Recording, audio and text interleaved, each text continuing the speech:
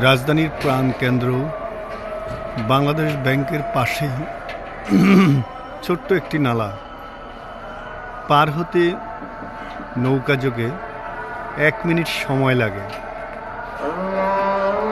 1 minute সময় অফিসগামী লোকেরা পারাপার হচ্ছে, ভাড়া গুনতে হয় 5 টাকা 1 মিনিটে।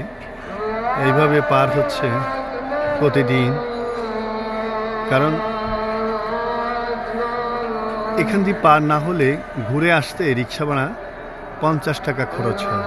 দুপাশ দিয়ে আসা যায়, বাংলাদেশের ব্যাংকের পাশ দিয়ে বা মোটামুটি সিনেমা হলের কাছ দিয়ে আসতে হয় অনেক পথ ঘুরে।